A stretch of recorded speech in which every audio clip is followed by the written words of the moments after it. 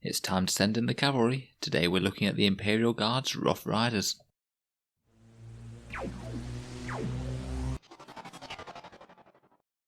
Hello and welcome back to Auspex Tactics, the strategy and tactics focused 40k channel where we're all about getting the most out of our miniatures on the tabletop. Today's review brings us to the only Imperial Guard Legends unit at the moment, the poor old Rough Rider squad that didn't make the transition from index units to codex units.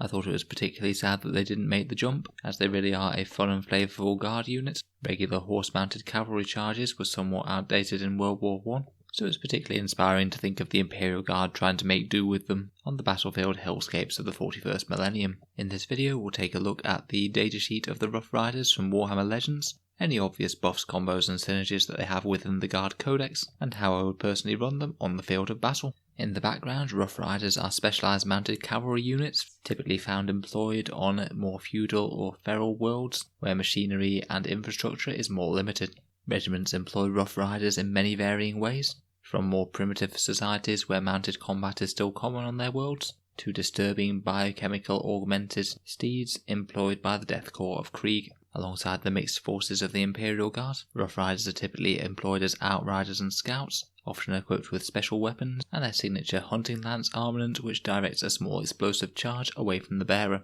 So let's see what this squad can do on the tabletops of the 41st millennium. Rough Riders are of course a fast attack choice for Codex Astra Militarum, generally costing 10 points per model, so 50 points for a 5-man squad. They basically have the standard profile for a guardsman, except with 10-inch movement and 2 wounds. Otherwise they're identical with their 5+ flak armour, weapon skill and ballistic skill 4+, strength and toughness 3, and 1 attack and leadership 6. As per normal, the sergeant has an additional attack and pip of leadership. As I mentioned, the squad starts with 5 horses, and you can add another 5 to make a max squad size of 10. They've got a decent amount of equipment, with a las pistol, chainsword, hunting lance, trampling hooves, and frag grenades.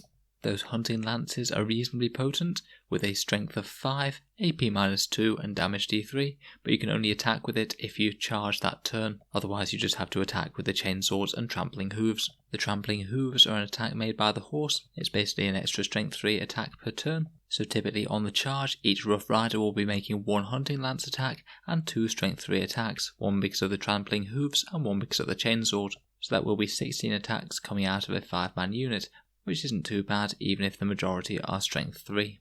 The squad has one special rule, which is flanking manoeuvres, which is basically an outflank sort of rule where you can set it up in reserve rather than on the battlefield, and at the end of one of your movement phases you can set them up somewhere that's 9 inches away from the enemy and within 6 inches of the battlefield edge. So they can be a decent little unit for skirmishing and harassing the enemy backlines and potentially trying to get to backfield objectives, and I do think that this is usually going to be the best use of them. They can take a few options in terms of special war gear. The Rough Rider Sergeant can take a plasma pistol instead of his las pistol. Now this isn't too bad for 5 points, getting an additional plasma shot on the opponent, but if you do overcharge and lose the Sergeant, then you are losing both your leadership and extra attack with a hunting lance, which does make it a relatively big deal if you lose him. He will likely be able to get into range to use that though, as you can just set him up in range when they come in from reserve. The Sergeant can also trade out his chainsword for either a power axe, power lance, power maul or power sword, all of which cost 4 points besides the power axe, which is 5. The power lance has exactly the same profile as a power maul, which is strength +2, AP -1 and damage 1. I personally wouldn't bother with these. Whenever you charge, you're not going to want to attack with them, you're going to want to attack with the hunting lance, and then it's best to have the chainsword for that extra attack anyway. They're only ever going to help out in protracted combats, which are quite rare in 8th edition these days. I think I'd just keep him cheap with the hunting lance myself. Finally, 2 of the Rough Riders can be equipped with a special weapon instead of their hunting lance, and that's a flamer, grenade launcher, melter gun or plasma gun.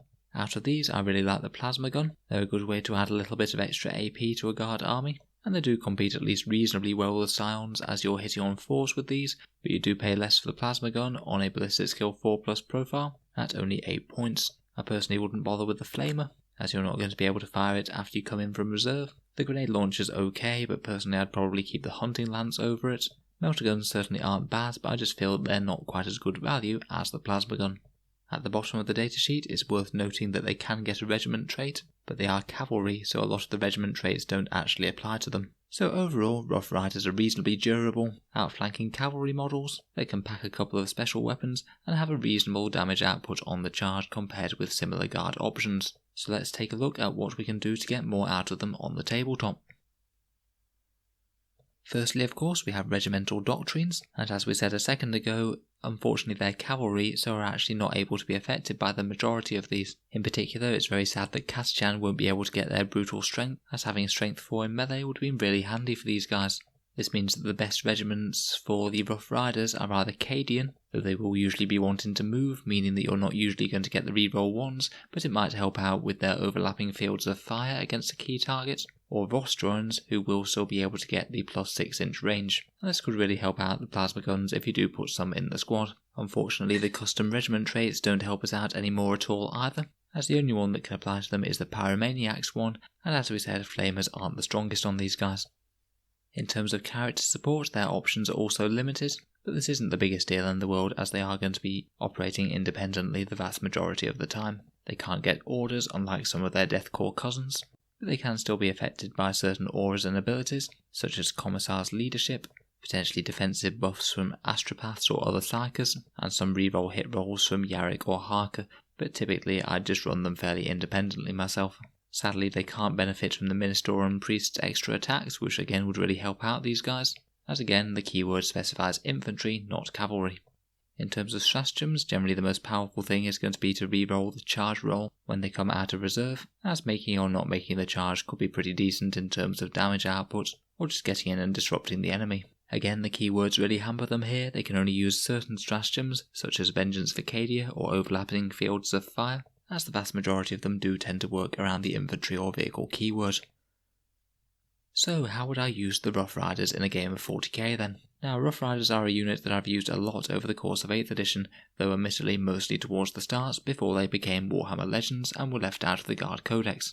My preferred setup for the unit is a unit of 5 with 2 plasma guns, and I typically tended to leave off the plasma pistol. I enjoyed fielding them in my infantry heavy lists, particularly with 3 cheap units like this to fill out a brigade, as Sentinels in early 8th were even more underwhelming than they are now. In general, with this setup, I'd typically want to start them in reserve, as Imperial Guards, unless you're using Scions, don't have all that many options that come in from Deep Strike, so being able to harass your opponent's flanks and sides and make them screen out stuff can really mess with their movement and their armor's efficiency in general. Typically, I'd bring on 2 of my 3 units of Rough Riders with plasma guns turn 2, chip away at the enemy, particularly any armoured targets such as Primaris Space Marines, with a bit of overcharged plasma, and then attempt to charge, particularly if I could lock something up to stop it shooting.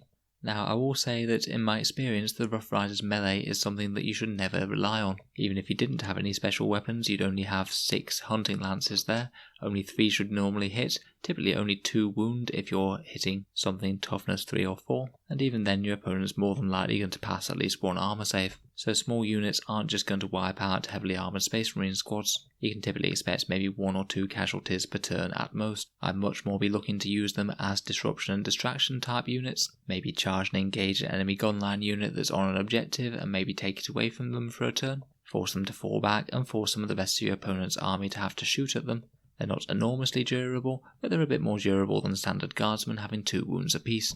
Naturally, when you are charging, if you have any opportunity to wrap and trap an enemy unit, then that's certainly something that you should try and do, as it might force them to deal with you in close combat rather than shooting. I personally think that that's the strongest way to play Rough Riders, but you could certainly try other things, including mass cavalry charges on the board.